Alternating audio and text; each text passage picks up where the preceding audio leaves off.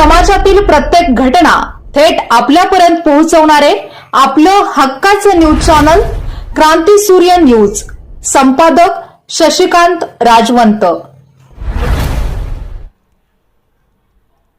मत मागण्यासारखं काही नाही. विश्वजित कदम 2 लाखांनी निवडून येतील असा विश्वास लोकांशी संवाद साधल्यानंतर दिसून येत आहे. सध्या आपल्याला महाराष्ट्राच्या भविष्याचा निर्णय घ्यायचा आहे. महायुतीचे सरकार महाभ्रष्ट सरकार असून ते धोकेबाजांचे आणि खोकेबाजांचे सरकार असल्याचा घणाघाती आरोप करीत खासदार इम्रान प्रतापगडी यांनी भिलवडी येथील विश्वजित कदम यांच्या जाहीर सभेवेळी मतदारांना संबोधित करताना आपल्या खास शैलीमध्ये विरोधकांवर कडाडून टीका करताना विरोधकांची ध्येय धोरणे व फसव्या योजनांबाबत चौफेर टोलेबाजी केली. पुढे बोलताना ते म्हणाले की अदानी अंबानींची कर्जमाफी होईल पण येथील शेतकऱ्यांची कर्जमाफ होणार नाहीत अशी सरकारची धोरणे असल्याचे दिसून येत आहे. इथे पिक्चर टॅक्स फ्री होऊ शकतो परंतु कफनवरती जीएसटी लागते. विश्वजित कदम यांचे विकास कार्य मोठे आहे त्यामुळे अबकी बार 2 लाख पार होणार यात कोणतीही शंका नाही. एकदा का विश्वजित 2 लाख पार मताधिक्याने विजयी झाले की यापुढील काळात महायुतीला त्यांच्या समोर उमेदवार उभा करणे मुश्किल होईल. महाविकास आघाडी आहे तर खरी गॅरंटी आहे असा विश्वास प्रतापगडी यांनी यावेळी बोलताना दिला. लोकसभा निवडणुकीसाठी उभे राहिलेले अपक्ष उमेदवार विशाल पाटील यांचा अशक्यप्राय वाटणारा विजय विश्वजित यांनी सहज घडवून आणला. यावरून त्यांची राजकीय ताकद दिसून येते. विश्वजित है तो मुमकिन है अशी शेरेबाजीही प्रतापगडी यांनी केली. विश्वजित हे विकासासाठी नेहमीच झगडत असतात. विकास कामासाठी जर निधी कमी पडला आज तर माझा खासदारकीचा निधीही मी त्यांना देईन असे आश्वासनही त्यांनी पलूस कडेगाव विधानसभा मतदारसंघातील जनतेला दिले आहे. खासदार हूं मैं, कड़ेगांव पलूस के लिए कुछ कहूं. उधर विशाल भाई भी हैं. ऑफर बहुत अच्छा है. एक आमदार जिताइए 2 सांसद फ्री पाइए. एक लोकसभा का एक राज्यसभा का. इससे अच्छा ऑफर कुछ हो ही नहीं सकता. पूरे देश में किसी असेंबली में ऐसा ऑफर नहीं मिल सकता कि एक आमदार जिताओ 2 खासदार, एक दाईं तरफ एक बाईं तरफ खड़ा होकर कह रहा है कि हां एक आमदार जिताओ 2 साथ में फ्री पाओ. इस असेंबली के लिए, इस मतदार संघ के लिए मुझे लगता नहीं कि जरूरत है, लेकिन मैं फिर भी अपने दिल की बात कह रहा हूं कि विश्वजीत भाई जब भी आपको जरूरत पड़े, आपके पास तो निधि का भरमार वैसे ही रहता है, लेकिन जब भी आपको आवश्यकता पड़े मैं सिर्फ साइन किया हुआ ब्लैंक लेटर पैड अपना भाई को देने को तैयार हूं कि जितना दिल करे मेरी निधि भी आप खुल करके यहां खर्च करिए, क्योंकि ये लोग इस बात के अधिकारी हैं, इस बात के लायक हैं कि विकास की हर चीजें जो इन्हें मुहैया होनी चाहिए वो मुहैया हों. भाजपा वालों के झांसे में मत आइए. नहीं मिल रहा था विश्वजीत कदम के खिलाफ, पता नहीं फिर कहां से किस जगह से खोज करके ले आए. ये मुश्किल हर बार विश्वजीत भाई के सामने पेश आएगी भाजपा को. और एक आध बार आप 2 लाख का आंकड़ा पार कर दीजिए तो अगली बार हो सकता है फिर बिना चुनाव के ही काम होता रहे.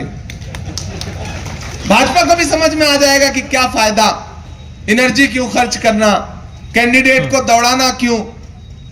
और मैंने तो सुना है कि कैंडिडेट महोदय ने दौड़ना भी कम कर दिया है. उन्होंने भी सोचा है जो पार्टी से मिले उसको बचाओ, खर्च करने की क्या जरूरत है.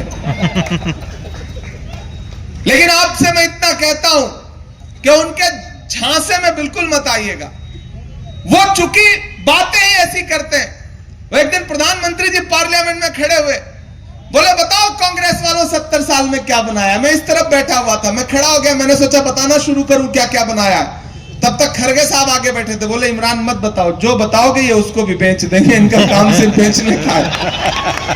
मैंने कहा अध्यक्ष जी ने सही बात कही है. मैं चुप हो गया.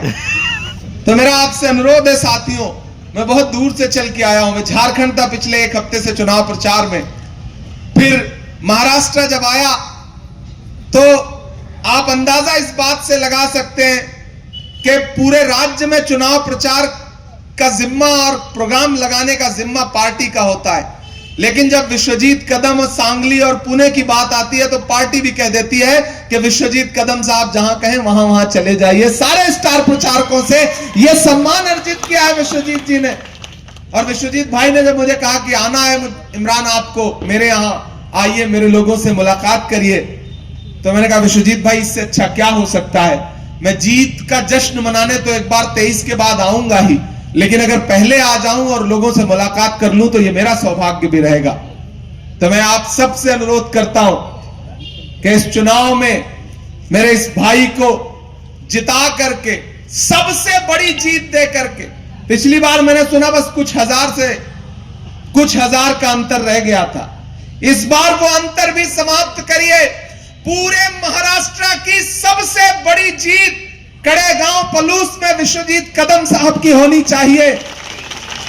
यह विश्वास दिलाइए मुझे, वो कितने भी हथकंडे अपनाएं, कितना भी नारे लगाएं, जो विश्वजीत कदम की खूबी है ना, राजनीति में रह करके भी वो व्यक्ति मानवता के लिए, इंसानियत के लिए सोचता है। जब जब मैं विश्वजीत कदम को देखता हूं तो मुझे एक शेर याद आता है कि मैं तुम्हें अपने उसूलों की कसम देता हूं, मैं तुम्हें अपने उसूलों की कसम देता हूं, मुझको मजहब के तराजू में न तौला जाए, मैंने इंसान ही रहने की कसम खाई है, मुझको हिंदू या मुसलमान न समझा जाए। एक व्यक्ति जो इंसानियत के लिए काम करता है, सेवा करता है, और पहले दिन से, जिस दिन से राजनीति में कदम रखा है, लोग एक पंचवर्षीय बिता लेते हैं तो जनता की नजरों में सम्मान खो देते हैं, लेकिन बहुत कम लोग होते हैं जिनका सम्मान दिन प्रतिदिन जनता की नजरों में बढ़ता जाता है। नजर से दिल में उतरना कमाल होता है, बुलंदियों पे नजर से दिल में उतरना कमाल होता है, सुगंध बन के बिखरना कमाल होता है, बुलंदियों पे पहुंचना कोई कमाल नहीं, बुलंदियों पे ठहरना कमाल होता है। वो ठहर करके जिस व्यक्ति ने दिखाया है, उस व्यक्ति का नाम विश्वजीत कदम है। और मैं क्या, देश भर से तमाम लोग, कुणाल भी आए बोल के गए, यहां पे विशाल भाई आपके लिए सामने बोल ही रहे थे। और विश्वजीत को जिस दिन ये लगे कि देश भर से बाकी नेताओं के आने की आवश्यकता है, तो आप यकीन जानिए कि देश का कोई भी नेता ऐसा नहीं बचेगा जो विश्वजीत के लिए आपके सामने अपना दामन फैलाने ना आए, क्योंकि विश्वजीत ने यह कमाई अर्जित की है। तो मेरा आपसे अनुरोध है कि वो उनके वायदे झूठे हैं, लड़ाई दरअसल विचारधारा की है। विचारधारा यह है कि दिल्ली में बैठ के एक व्यक्ति सोचता है कि महाराष्ट्र को रिमोट से कंट्रोल किया जाएगा, लेकिन यह डॉक्टर बाबा साहब अंबेडकर की भूमि है, वीर शिवाजी महाराज की भूमि है। इस भूमि को दिल्ली से रिमोट कंट्रोल के जरिए नियंत्रित नहीं किया जा सकता।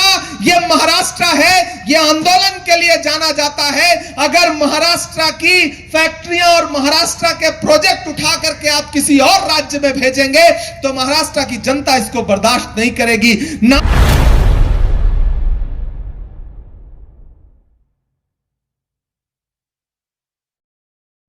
क्रांती सूर्य न्यूज, संपादक शशिकांत राजवंत. सबस्क्राईब करा,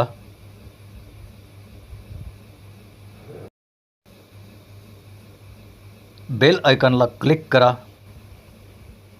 आणि लाईक करायला विसरू नका.